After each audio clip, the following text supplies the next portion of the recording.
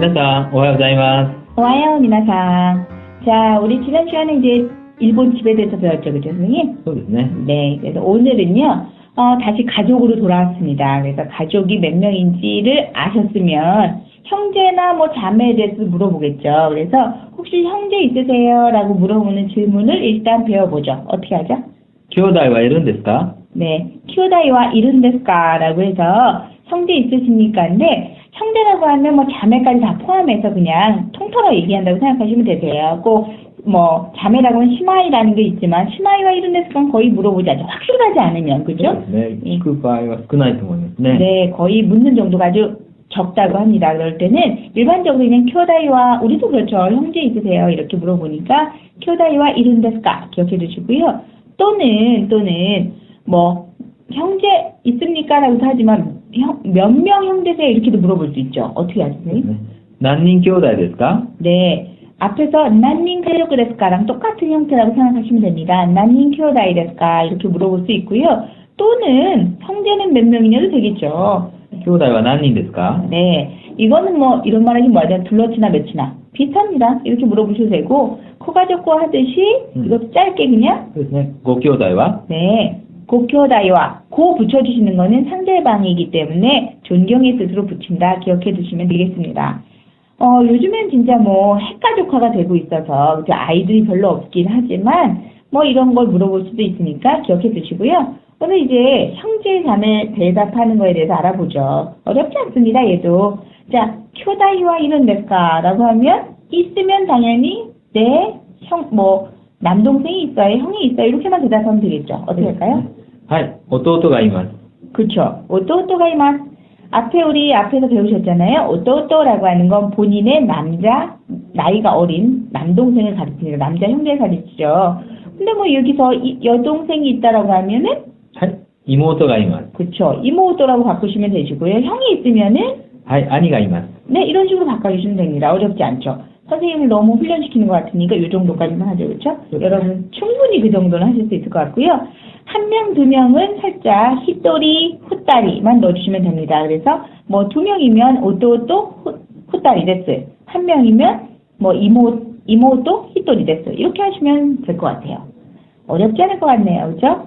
또는 형제 있으세요 할 때 요즘에는 진짜 독자나 뭐 이런 많죠. 혼자 있는 사람 많죠. 그럴 때 외동이에요 라고 하는 거 어떻게 하세요? いません、一人っ子です。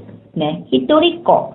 히토리가 한 사람이라고 그랬잖아요. 근데 외동이니까 남자 아이라는 거 넣어줘야 될 것 같아요. 그래서 히토리꺼라고 하는 자체가 외동입니다. 외동 아들이나 외동 혼자 있으면 아들이든 딸이든 히토리꺼. 예, 아들 자체를 썼지만 그렇게 쓴다. 기억해 두시고요. 또는 형제 있을 수 있죠. 그래서 형이나 누나가 있어요 라고 얘기할 수 있습니다. 이건 남자신가 봐요. 해석이 이렇게 돼 있는 거 보니까. 또는 여자인 경우에는 오빠나 언니가 있습니다. 똑같습니다. 해석이. 그래서 3명 형제 중에 막내입니다. 이렇게 얘기하면 어떻게 할까요? 兄と姉がいます。3人兄弟の末っ子です。 그렇죠. 이렇게 얘기합니다. 아니 또 아내가 이만 3인兄弟の 末っ子です. 스에꼬 나왔죠. 저도 제가 똑같습니다. 제 가족관계 얘기한 것 같은데요. 저도 오빠 언니가 있고 산 형제 중에 막내죠. 그래서 스에꼬라고 합니다. 발음이 귀여워요, 그렇죠? 末っ子ですか? 네, 스에라고 하는 거는 마지막이고요. 그것도 역시 코 붙여서 스에꼬 같이 기억해 두시면 좋겠습니다. 자, 여기서 계속 보면요, 공통적으로 이마스라는 게 나와 있어요. 자, 이제 여기서 하나 살짝 알아둘 거는요. 우리말에 있다라고 하는 존재를 나타낼 때 일본어로는 두 가지가 있습니다. 헷갈리게도 이루하고 아루가 있는데요. 일단은 생물, 움직일 수 있는 것, 자발적으로 의지가 있는 것에는요. 이루라는 걸 써줘야 됩니다. 있다라고 할 때 그러니까 사람이라던가 동물이라던가 다 이루를 써주시고요. 무생물, 자기 의지대로 움직일 수 없는 거는 아루를 써주시는데 식물도 물론 아루를 쓰죠, 선생님. そうですね。植物もあるを使いますね。 네, 물론 그것도 살아있다고 해서 이게 뭐 자라긴 합니다만 움직일 수 없기 때문에 자기 걸어 다닐 수는 없죠. 그래서 아루를 쓴다 기억해 두시고요. 그래서 이제 많이 헷갈려 하시는 게 뭐냐면 수산시장 가면은 오징어가 막 헤엄쳐 다니죠. 그렇죠? 우리가 먹을 수 있는 거. 그런데 그거를 이까이마스카라고 하면 재밌죠. 웃기죠.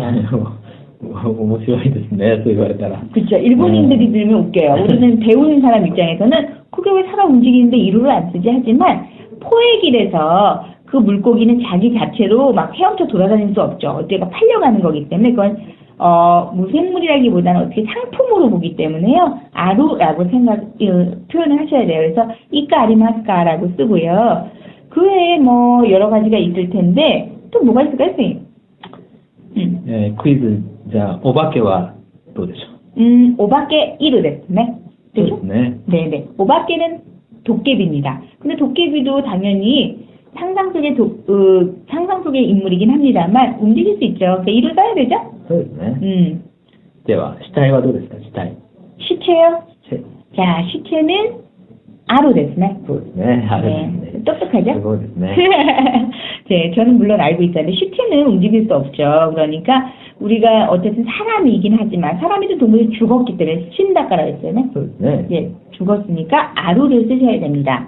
또 없죠, 쌤?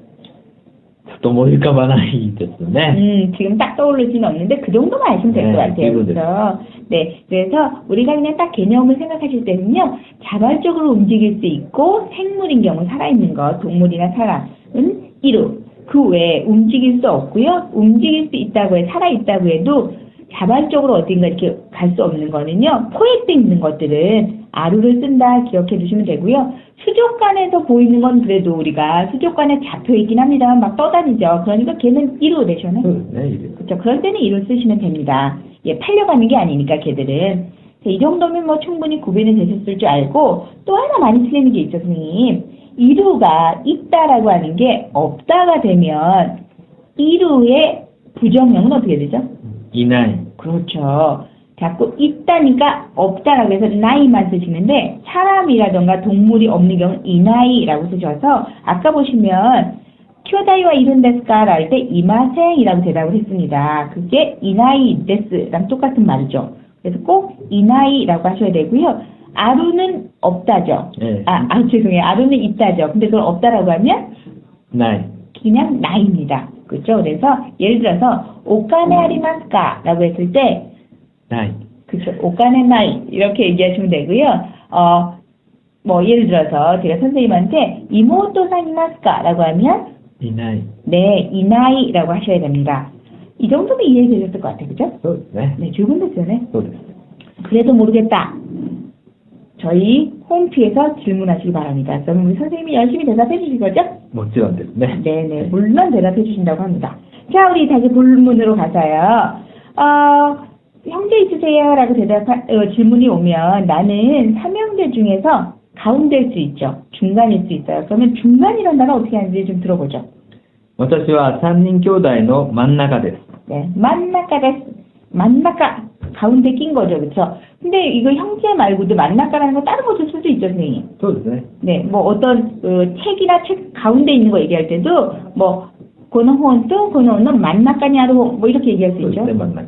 네, 그럴 때는 쓸 수 있고요. 여기는 안 나왔습니다만요. 뭐 차남입니다, 장남입니다, 뭐 이런 말도 있을 것 같아요. 그래서 뭐 삼형제 중에 장남입니다. 어떻게 할까요?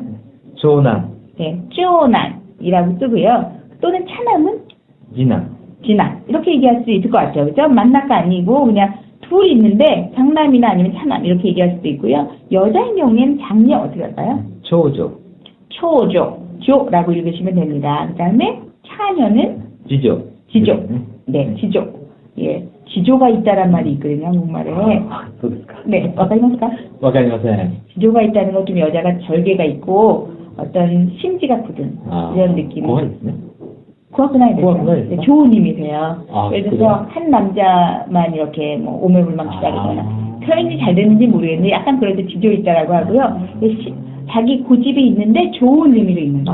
지조 있다. はい。 설명이 맞는지 모르겠네요. 그럴 때 지조라고 하는데 삼천포로 빠졌지만 발음이 똑같네요. 그래서 차녀인 경우는 지조라고 쓰시면 되겠죠. 그 외에도요. 여기 보시면 뭐 예를 들면 형제가 너무 많을 때는 순서를 얘기해 주셔야 되는데 차남도 아니고 가운데도 아닐 수 있어요. 그럴 때 나는 5형제 중에서 위에서부터 세 번째래요. 어떻게 할까요? 私は5人兄弟で上から3番目です。 재밌네요. 그렇죠? 위에 깔아서 한 번에 또는 밑에서 가까우면 밑에서부터 두 번째입니다. 할 수 있겠죠? 下から2番目です。 네네, 이렇게 하시면 되겠습니다. 밑에서 두 번째, 니반메. 반메라고 하는 게 번째죠. 그래서, 남반메 데스까? 이렇게 물어봐도 되면 몇 번째입니까가 되고요. 뭐, 예를 들어서 학교에서 키가 몇 번째예요? 이럴 때 쓸 수 있죠, 선생님. 네. 네. 뭐, 지분은 어떻게 얘기해야 될까?